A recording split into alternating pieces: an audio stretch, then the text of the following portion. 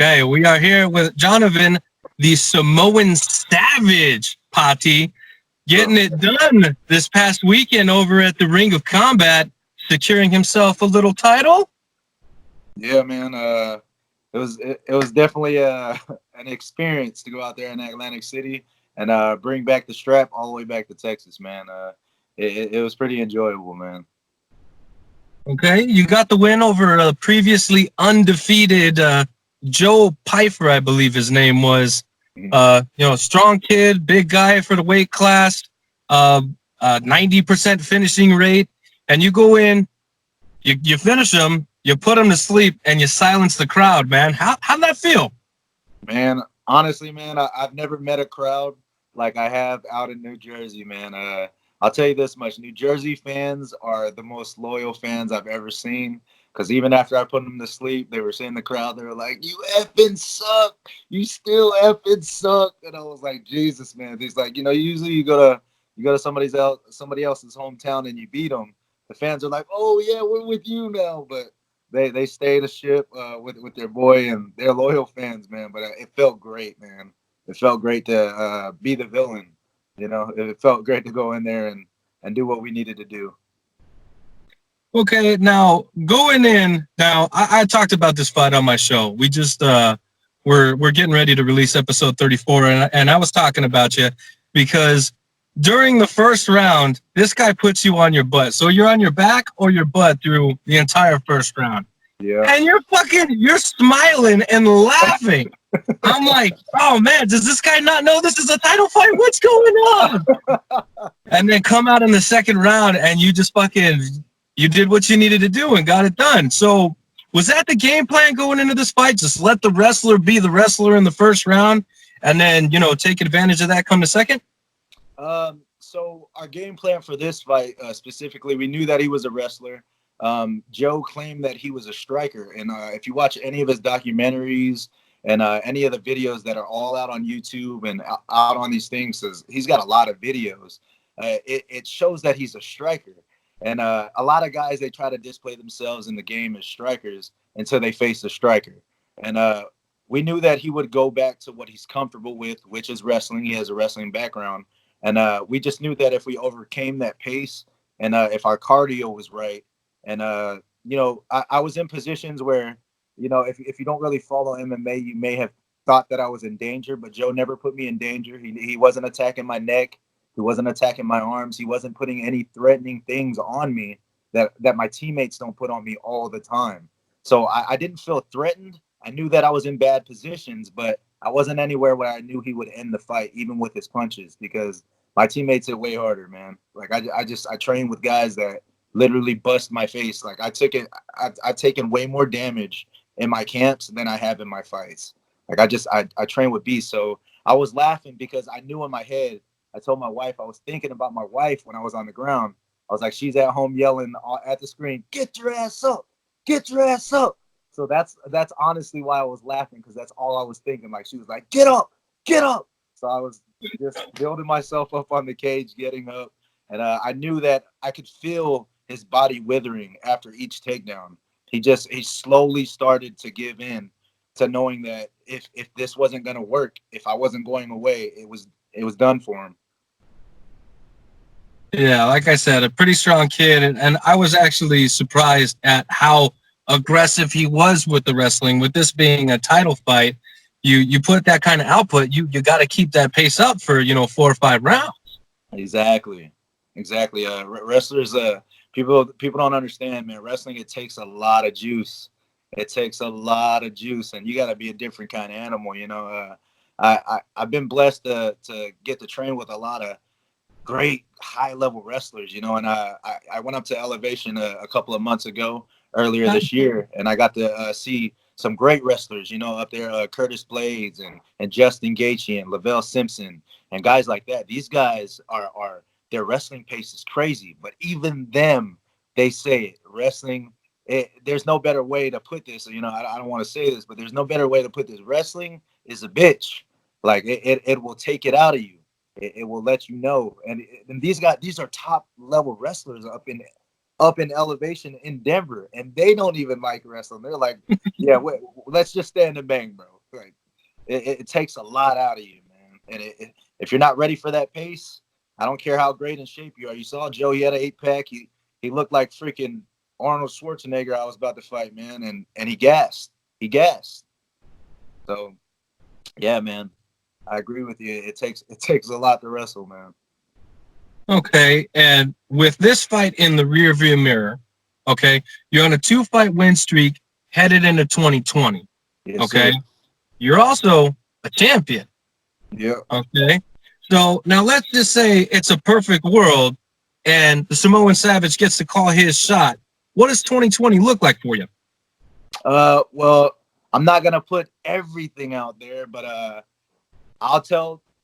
I'll tell this because I'm sure this is going to be broadcasted out. We actually have 2 title fights for 2 different promotions already lined up. We have one in January, and we have one in April. And I'll give the locations, but I won't tell who they are. One location is in Arkansas. That one's in January, and the one in April will be in Biloxi, Mississippi. Both are for title shots as well at 185 for 2 different promotions. Now, if the UFC calls, in anywhere in between that, obviously we're taking that call. No matter where, no matter what the fight is, I'm gonna be ready. I mean, today I'm going to the gym tonight to get in a training session. I'm only out of the gym right now because the wife told me I wasn't allowed to train this morning. At least give my head that much, but I'm going to the gym tonight. There's just no rest. There's no time for rest to wait for the new year because who knows? There's a UFC card coming up here in Houston here pretty soon. I'm from Texas. People pull out of fights, I'm gonna stay ready. Never know. So I'll just put that out there that we got 2 fights already lined up. Like we're staying busy. I found out in the game that the only way to get that call up is to always be ready, and the way to be ready is to always be active. So that's what we got lined up, man. With no breaks, all gas. You're gonna be a high level wrestler by the end of this with that amount of gas. I hope not. All right, now let's talk about your record, okay? Because now you're 6-3, a champion for the Ring of Combat. One thing that stood out to me was you made your fucking debut against Ryan Spann. Dude, that is a tall fucking order for a debut. Yeah, I want to hear about this. How the hell did that even happen? So, man, I'll be completely honest because I'm no longer in cahoots with the manager that I was with. I'm not even going to say his name, but if you follow my story, my manager, he just put me in a bad spot. I wasn't in his best interest, obviously, why I'm no longer in cahoots with him. As an amateur, I was 7-0, and I was a hot name coming into Texas. Nobody wanted to fight me in Texas. As an amateur, I only fought in Texas one time. I even flew up to Vermont for a freaking fight. Vermont, a Samoan in Vermont, yes. But I was traveling, man, for my amateur career, and nobody wanted to fight me. So coming onto the pro scene, I was already a name established because who I was training with and my record. So nobody wanted to fight Ryan Spann, and I'm not gonna lie, I was on a high. I was on a high at that point, and I didn't have much direction at that time with my management, and he talked me into it. I'm sure he got paid for bringing me to that. Well, I'm not sure. I know that he got paid for putting me on that card, and it was just a bad fight at a bad time. Okay, yeah, like I said, that's ballsy. Yeah. Even with all the misdirection, you still signed the contract. You still got in there with that beast, man. Yeah. He's in the UFC doing great things. That Soriano kid's in the UFC, and that the other kid, there you go. He was just on the Contender Series too. Exactly. So you're fighting top names right out the gate, man. So that's pretty incredible. Okay, well, hold on. We can't talk about the fights you got lined up.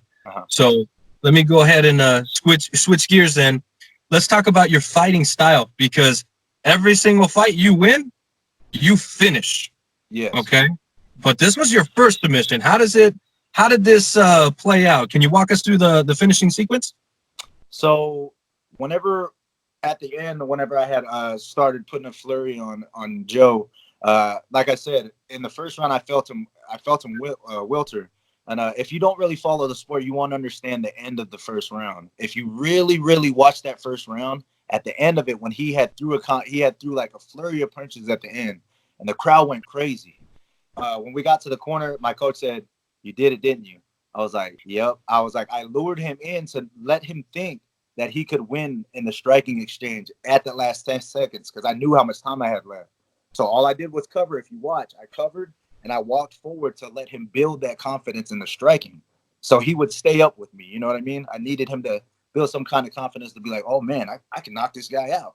So, we did that. So the second round we came out, and as I started pressuring with the volume that I was throwing at him, I knew he didn't want it. You could see it in his eyes. You could see it in his body language. And when he had, I don't know if I hit him with a short uppercut inside whenever he had initially fell on the cage, but I just saw that he was done.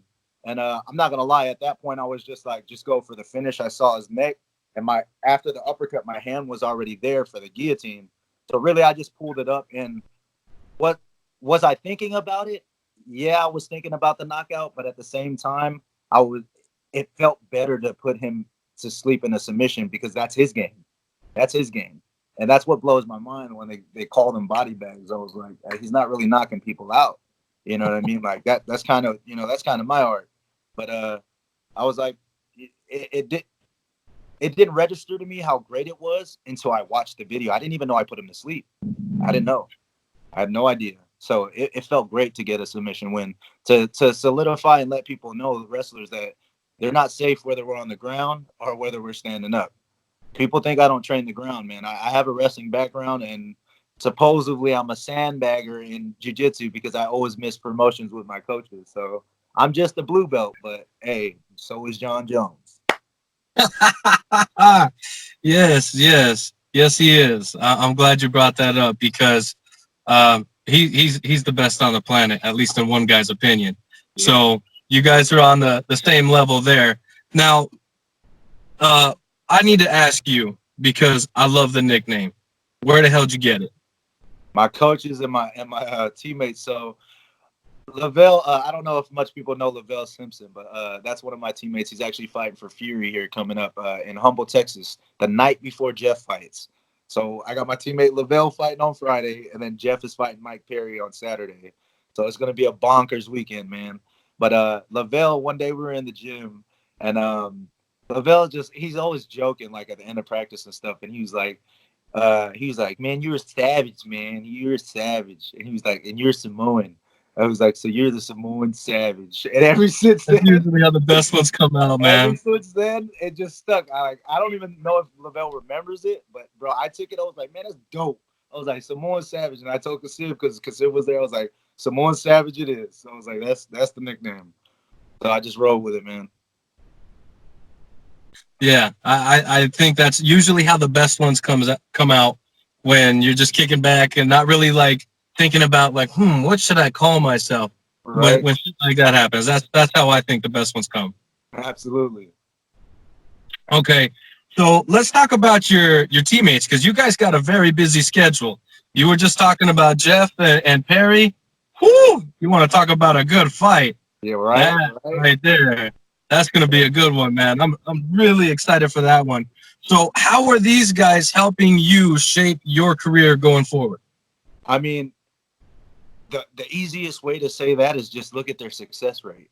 Look at both of these guys at the level that they're performing in the sport.